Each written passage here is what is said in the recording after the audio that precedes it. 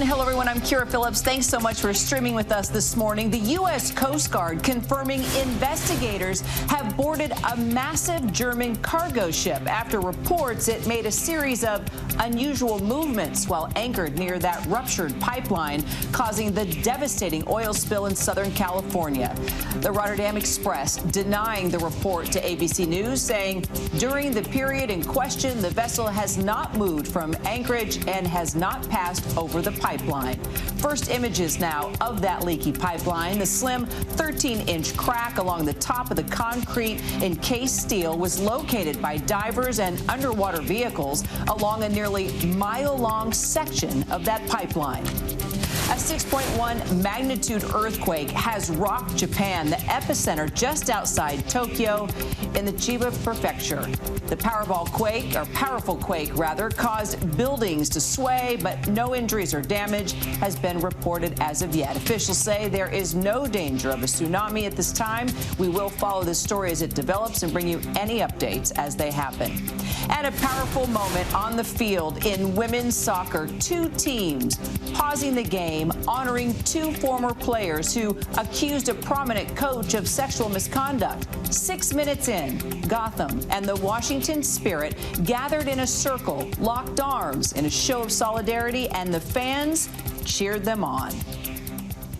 And we begin with the breaking news. Senate Majority Leader Chuck Schumer says the Senate has reached a deal to raise the national debt ceiling and avoid going into default. The deal temporarily increasing the debt ceiling through early December. ABC News Deputy Political Director Avery Harper here for more. So, Avery, Republican leader Mitch McConnell previously said Democrats would have to do this on their own. How did the deal come about?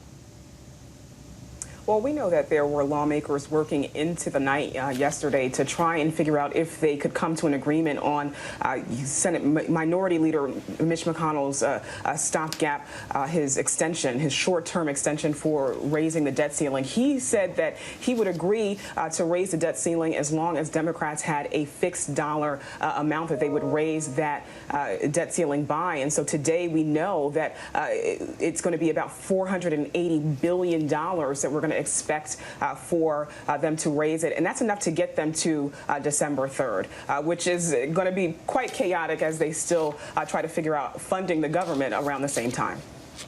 And we will have to go, well, will we have to go through this all over again come December? That's the question. In short, yes. The fact is that when you talk to Democrats will tell you that, oh, well, McConnell caved. And yes, kind of for now. The fact that is that this kind of sets up an even bigger fight as they figure out trying to raise the debt limit again in December and also funding the government. So this is going to be quite the showdown on Capitol Hill as we head into the holidays.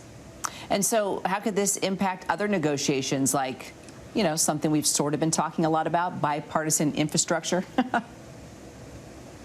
Right. Well, those negotiations are ongoing, and those are really intra-party, negotiations at this point. We're seeing the philosophical differences between different ends of and different wings of the Democratic Party, and the fact is that those squabbles are likely going to continue. It complicates those negotiations because, again, remember that Republicans were obstructing the raising the debt ceiling because they do not want Democrats to be able to pass that $3.5 trillion budget reconciliation plan, that spending plan focused on the social safety net. And so all the same dynamics still are at play. It's just going to all come to a head in December, right before the holiday recess. Oh, perfect timing. We'll be very busy during the holidays. ABC News Deputy Political Director Avery Harper, great to see you this morning. Thanks, Avery. Thank you. And there's a major development in the battle over abortion rights right now. A federal judge blocking enforcement of the Texas law that bans nearly all abortions in the state. Congressional correspondent Rachel Scott has the latest for us.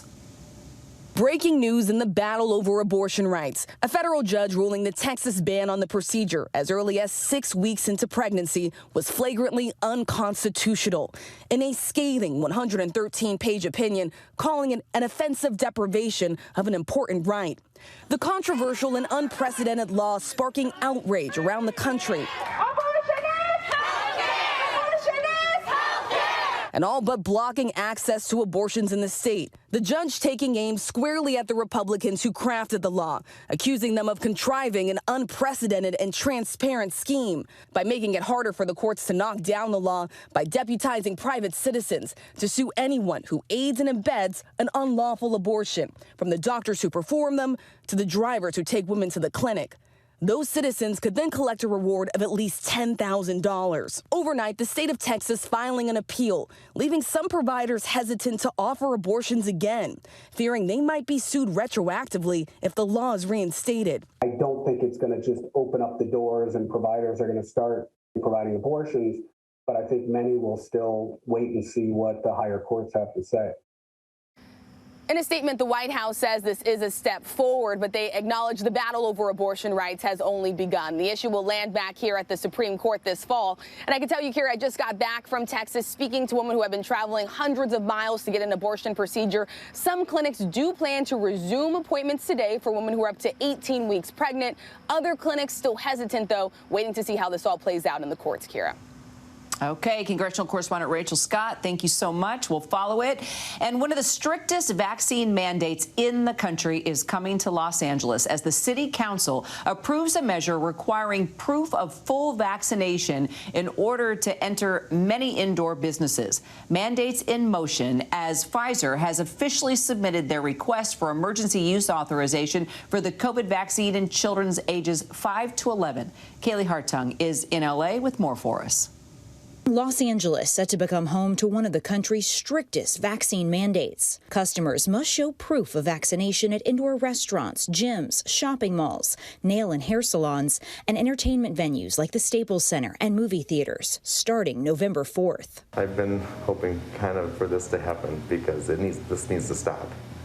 This needs to stop. It's getting out of control. For those with religious or medical exemptions, they'll need to show a negative COVID test within 72 hours of entry. On the East Coast, New York City considering new vaccine requirements for municipal workers with no testing alternative.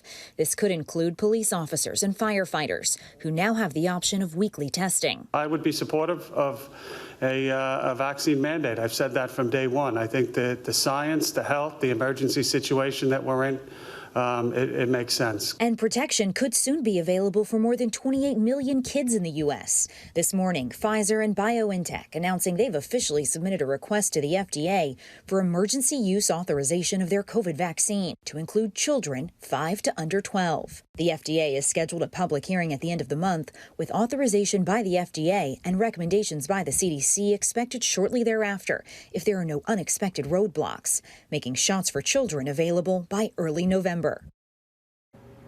And Kira, with the news of these new strict vaccine regulations in Los Angeles, the owner here of the famed Cantor's Deli and many restaurant owners, she says she is frustrated and extremely upset. Now, she doesn't only have to monitor her customers' vaccination status, but also her employees. She says this could make the tough job of running a small business during the pandemic even more difficult. But you will find others who say it's worth the cost. Kira. Kaylee Hartung in Los Angeles for us. Thank you so much. And coming up, the supermodel turned activist redefining traditional standards of beauty. When we come back, she joins us live to talk modeling, modesty, and being Muslim.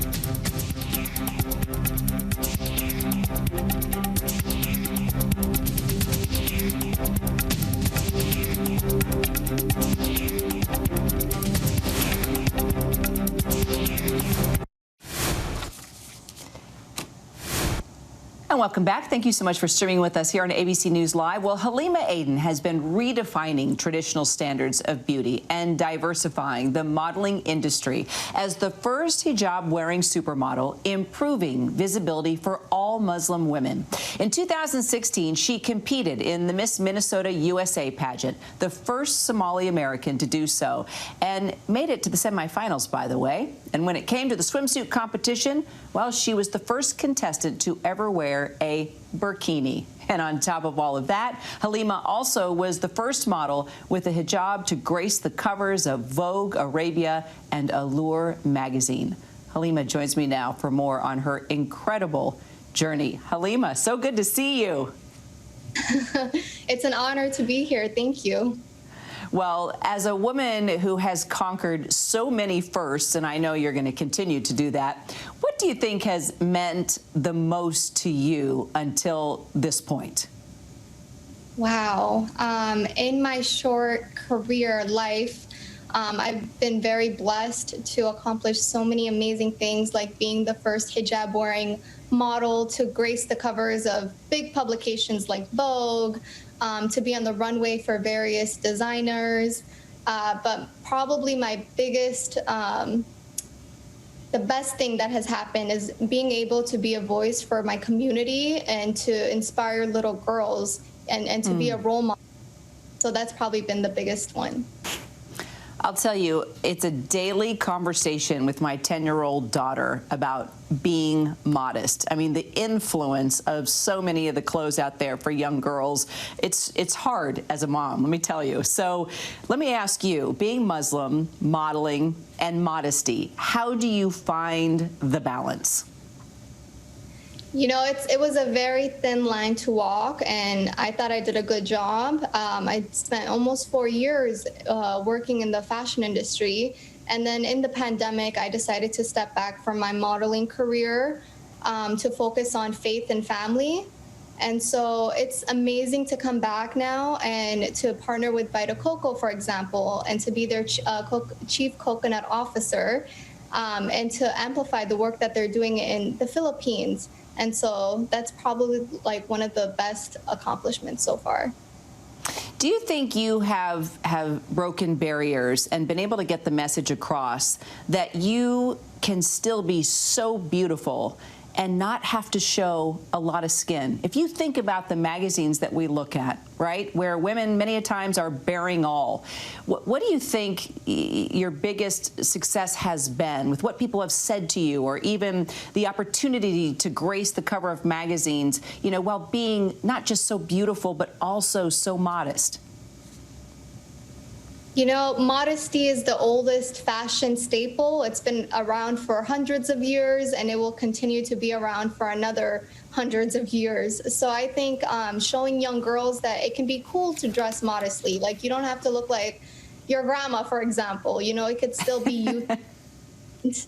And so that's been probably one of my favorite things, is showcasing all these different styles and, you know, being part of the fashion world and still adhering to my Muslim background, wearing my hijab, dressing modestly, and still being able to, you know, wear trends and still be fashionable. How have you been received from other models, you think, overall? Has it been tough, or do you think that you've gotten the support that you needed? I got really lucky. Immediately in my career, I had so much support from fellow models, people in the industry like Corinne Whitefield. So I've definitely been very lucky in that department, yes. Now, I know you have designed a lot of your fashions. I'm assuming the beautiful hijab with, I think it looks like a turban that might be connected to it. Correct me if I'm wrong. It's gorgeous. Okay, yes, explain and show us. Yes, it's just a little headband that I, put on to keep my hijab in place. But every day I try to experiment and wear different styles. So right now I've just been loving the headbands over the hijab. And what has it been like to work for Madanisa? I mean, this is an incredible organization that leads the way in fashion, particularly in the Middle East. And you have now been designing things for them, seeing your work on the runway, while also pursuing your passion for activism. What's the next step? I mean, the next step is I am hoping for the day that I get to go back to the Philippines. As you may know, Vita Coco has, since the launch of the Vita Coco project in 2014, they've since built 30 classrooms, given out training opportunities, awarded scholarships. So I'm hoping to get back to the Philippines for my second visit. To meet with the coconut farmers, meet with the kids, see the classrooms. So I'm really hoping that after the pandemic, I will be back.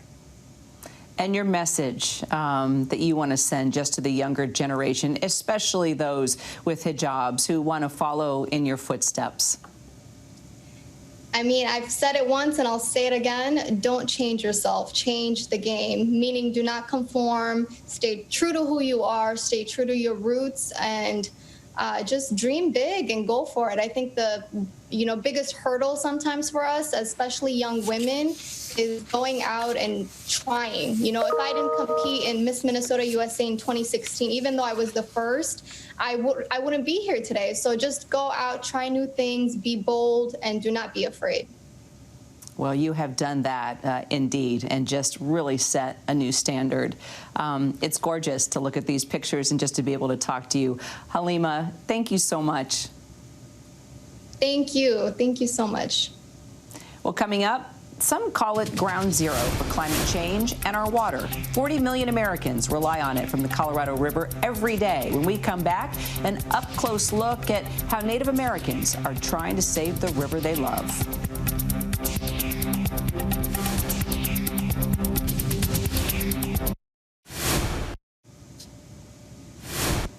And welcome back. Well, some environmentalists are calling the Colorado River ground zero for climate change in the U.S. 40 million Americans actually rely on it every day for water, and it could be running dry.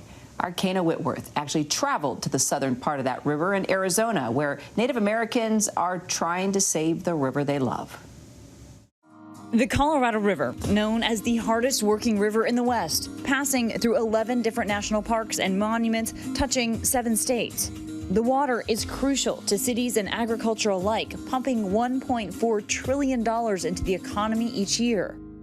And it's disappearing fast.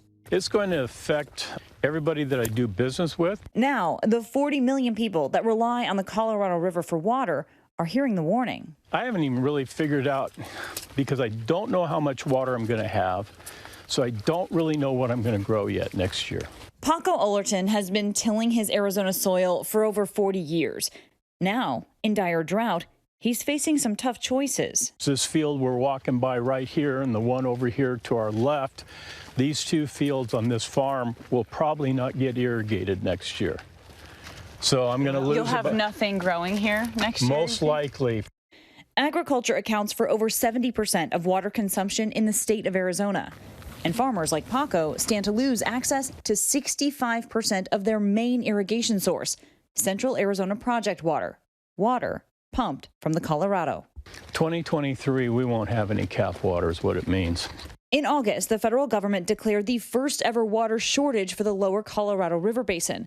The drought so bad, communities must now prepare to ration water. We are seeing the effects of climate change in the Colorado River Basin, and now is the time to take action to respond to them. The changing climate putting the future of these farmers in peril. They don't have the same water security that their parents and their grandparents had, so they're doing the best they can to adapt to less water.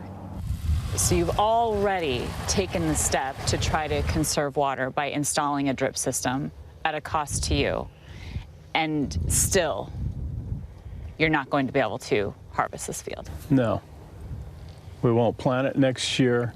The system we put in 20 years ago, and we're still trying to refine it with technology, moisture probes, aerial imagery, infrared imagery, trying to learn if we can save some more water, not only with the drip, which we've saved considerably the amount of water, 35% over what we used to do on this farm when it was furrow irrigated.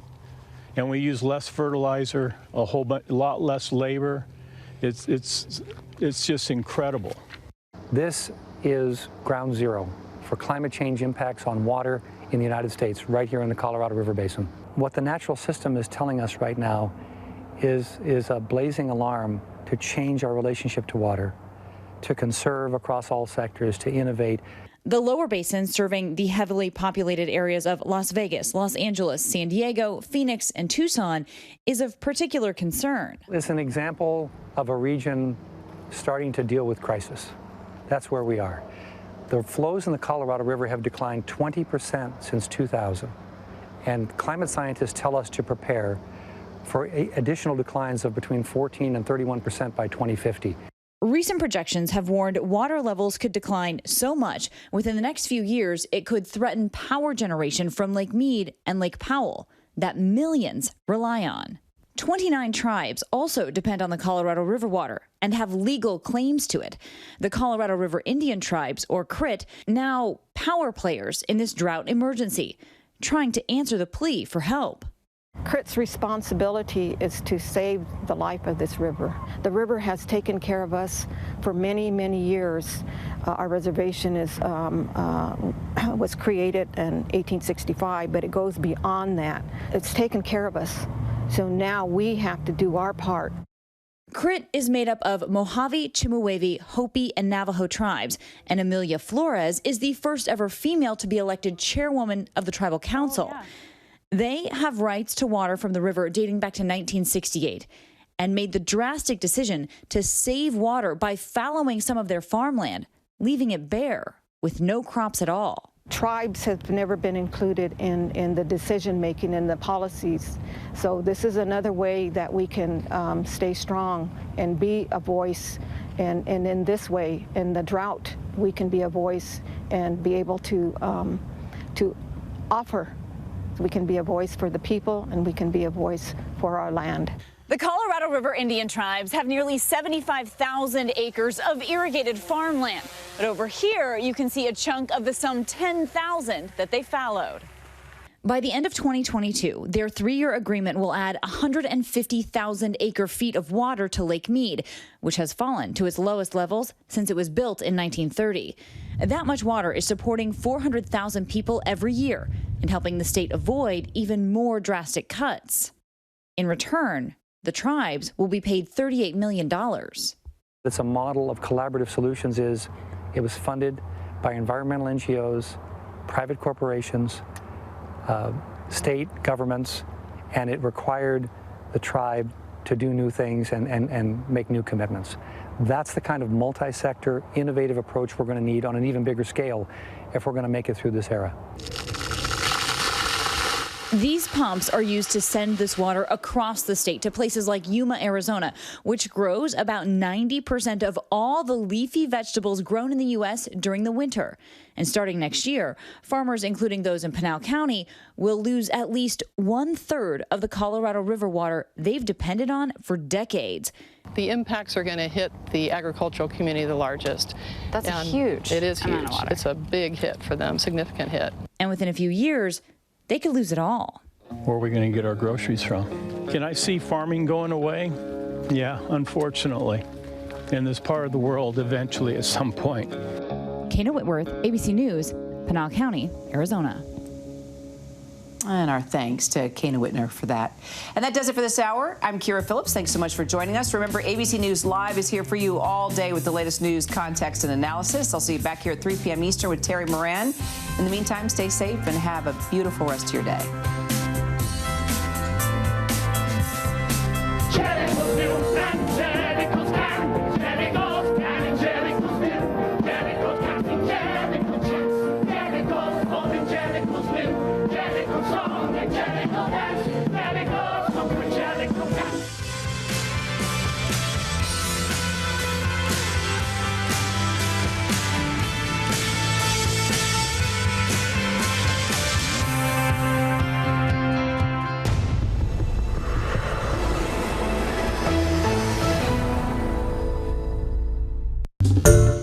Hi everyone, George Stephanopoulos here. Thanks for checking out the ABC News YouTube channel. If you'd like to get more videos, show highlights, and watch live event coverage, click on the right over here to subscribe to our channel, and don't forget to download the ABC News app for breaking news alerts. Thanks for watching.